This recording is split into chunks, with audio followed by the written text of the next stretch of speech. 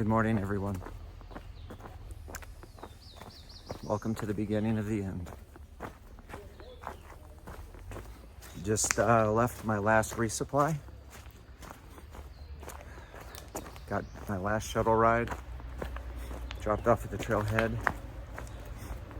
I'm about to enter the 100-mile wilderness. It's quite an emotional experience getting dropped off for that. This has been such an impactful journey for me, and the enormity of the final chapter is pretty big. I'm here.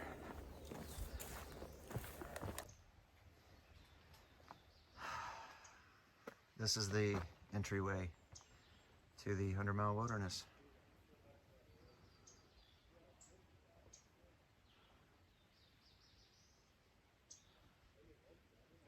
And thus begins the final undertaking.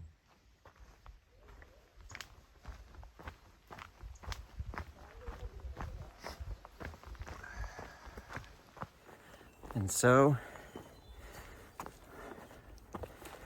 I have started the end of my journey. I intend to be ever more present in the moment. I want to relish these next couple of days. Thank you for being with me, everybody.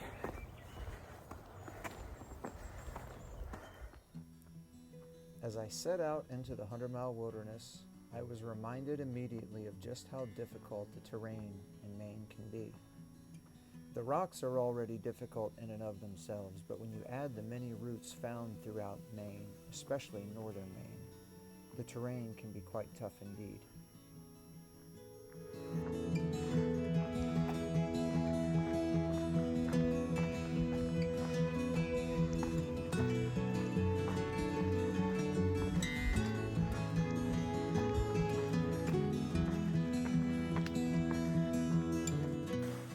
Not soon after entering the 100-mile wilderness, I also began to encounter the many water features, such as Little Wilson Falls. Little Wilson Falls, though, are not quite so little. There's a drop of nearly 60 feet from top to bottom. The slate canyon that the falls have carved out makes for an impressive sight.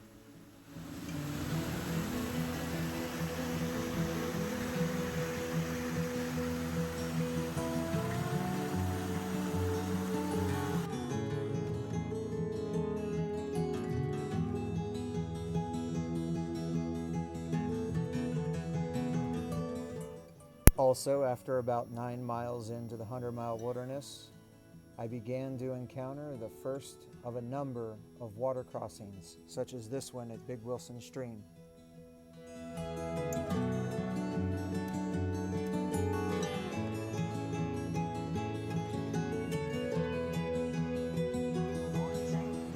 Traveling through the 100-mile wilderness with KT, Gazelle, and Grandmaster made things that much more enjoyable, such as Gazelle's little dance in the background.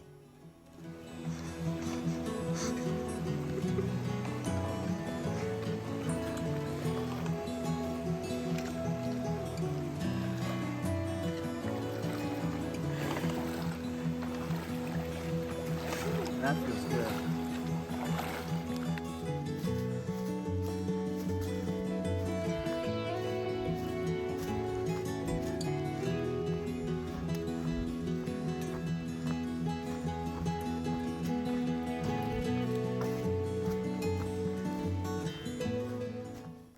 We even had rain on the first day of the 100-mile wilderness to add to the day's events.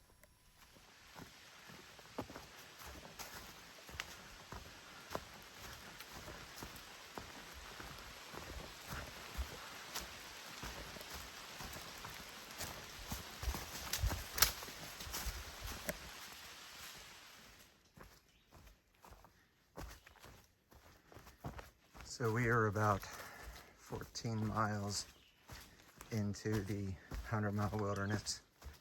Everything continues to go smoothly. It rained for a little bit, but only enough to really slow things down. My whole body's dry, including my pack and the rest of my gear.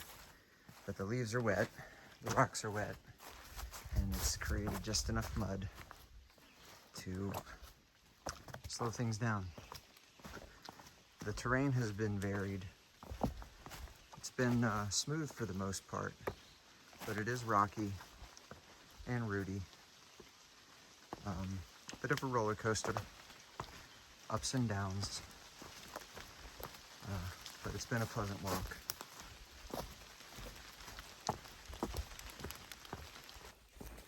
My mind keeps drifting back to my second day on the trail when it rained, and it rained hard, and I was just so excited that I was being rained on the AT.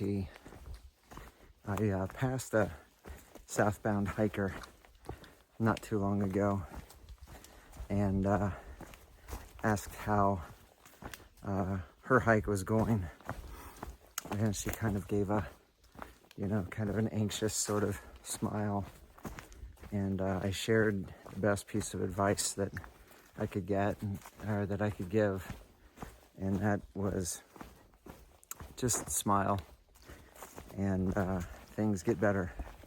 It's hard to be in a bad mood when you're smiling, and even when it's raining, think about the positives. The rain fills the streams, but the rain also cools us off, keeps the mosquitoes down, at least for a bit until the rain stops. But she seemed to appreciate it, and she said that she could tell I was a positive person, and I try to be. I think that is one thing that the trail has definitely brought out in me, is my positive spirit. I think I've always been a positive person. I've always looked for opportunities, even in dark times. But I think the trail has provided me an opportunity to showcase, if you will, my positive spirit. I sincerely believe that outlook and attitude and opinion, of situations can really dictate whether or not positive or negative outcomes occur. If you can visualize something, you can make it happen. And if you can visualize a positive scenario or a positive result from something, it's within our power, for the most part, to make it happen. Doesn't mean it's going to be instantaneous. There's no such thing as instant gratification. Sometimes that positive attitude requires some extra work and effort. But I do believe that it all starts with that positive mindset. And so as I think back to that time of being rained on that second day of the AT, that positive attitude that I had really carried me throughout the rest of the trail, and continues to, even today, after being rained on again.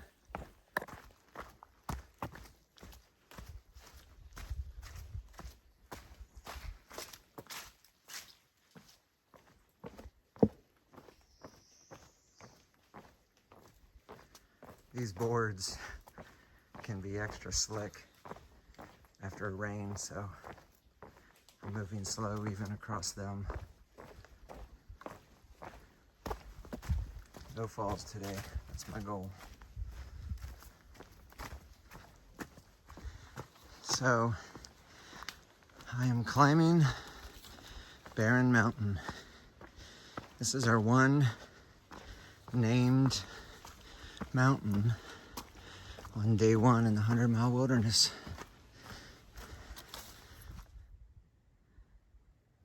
So we are up on top of barren ledges on the way to Barren Mountain, which we can see off in the distance. The only named peak that we're going to reach today, and about 0.9 after that, I'll be staying in the Cloud Pond lean-to.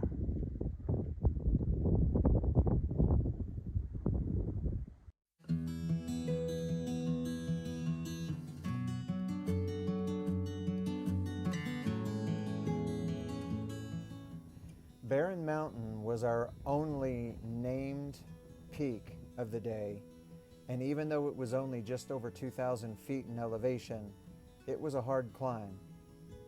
But oh my goodness, the views were very amazing. We could even see some of the places where we had come from, such as Saddleback Mountain.